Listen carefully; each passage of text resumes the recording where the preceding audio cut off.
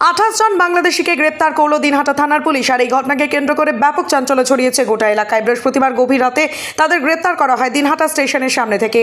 এই 28 জনের মধ্যে 11 জন পুরুষ, 8 জন মহিলা এবং 9 জন শিশু রয়েছে বলে খবর। পরবর্তীতে প্রত্যেকেই দিনহাটা থানার কনফারেন্স রুমে রাখা হয়। আজ তাদের আদালতে তোলা হবে বলেও জানা গেছে। এই বিষয়ে আজ সাংবাদিক বৈঠক করেন কোচবিহারের অতিরিক্ত পুলিশ সুপার কৃষ্ণগোপাল মিনা। সাংবাদিক বৈঠক করে তিনি বলেন, সকলেই হরিয়ানায় ছিলেন, তারপর বিহারে ইটভাটায় কাজ করে শিলিগুড়ি হয়ে দিনহাটা আসে। দীর্ঘ সময় ধরে তারা ভারতে ছিলেন। বাংলাদেশে যাওয়ার উদ্দেশ্যে তারা দিনহাটায় আসে বলে জানা গেছে। আজ তাদের আদালতে তোলা হবে। পাশাপাশি গোটা ঘটনার তদন্তে পুলিশ এমনটাই জানান তিনি। কালকে আগেন আমাদের কাছে স্পেসিফিক ইনফরমেশন ছিল, আমাদের যে নাইট পেট্রোল থাকে ওরা অ্যালার্ট ছিল।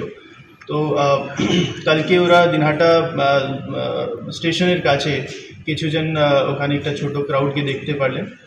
সাসপিশনের আধারে ওদের যখন জিজ্ঞাসাবাদ করা হয়, ইন্টারোগেশন করা হয়, ওরা বললো যে ওরা বাংলাদেশি ন্যাশনালস, আর অনেক সময় ধরে ওরা হরিয়ানাতে ছিল।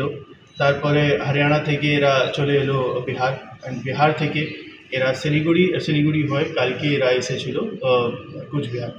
তো এখানে আমরা যখন জিজ্ঞাসাবাদ করে আমরা জানতে পারলাম যে টোটাল 11 জন মেল, 8 ফিমেল আর 9 জন মাইনার্স এদের সাথে ছিল। এরা অনেক সময় ধরে অ্যাজ লেবারার্স ইন ব্রেকেল, যে ইটভাটা যেটা থাকে ওখানে কাজ করতো অ্যাজ লেবারার্স। আর কালকে আমরা এদেরকে অ্যারেস্ট করেছি, ফরেনার্স অ্যাক্টে আমরা কেস করেছি। এদেরকে আজকে আমরা কোর্টে পাঠাবো। কেন এসেছিল কি বাংলাদেশে ফেরার জন্য? হ্যাঁ, প্রাইমা ফেসি এরকমই আমাদের হচ্ছে যে এরা they wanted to cross the border.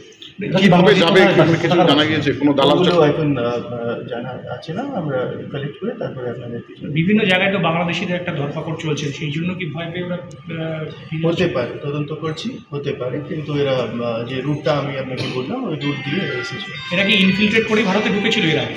দেখুন, অনেক সময় আগে ঢুকেছিল, তো হতে পারে যে ইনফিলট্রেট করেই হতে পারে, কিন্তু সব কিছুই তো এখন তদন্ত চলছে, তারপরে আমরা স্পষ্টভাবে আপনাদেরকে বলতে পারবো। স্যার কি জানেন কীভাবে ওরা বাংলাদেশে যাওয়ার পরিকল্পনা করছিল?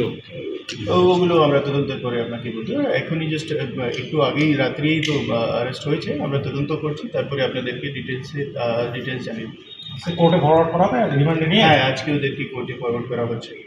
গতকালকে তো তুফানগঞ্জে 3 জনকে ধরেছে, 2 জন মহিলা, 1 জন বাচ্চা ছিল, এবং সেখানে জানা যাচ্ছে যে একজন দালাল ছিল। এখন শুধু আমরা দিনহাটা কেসের কথা বলছি, এসডিপিও স্যার আপনাকে জানি। স্যার কতদিন আগে এসেছিল মোটামুটি? অনেক সময় থেকে এখানে ছিল, কিন্তু স্পেসিফিক যেটা আমি বললাম আপনাকে, আমরা তদন্ত করে তারপরে স্পেসিফিক ইনফরমেশন আপনাদেরকে দিতে পারবো। Thank you.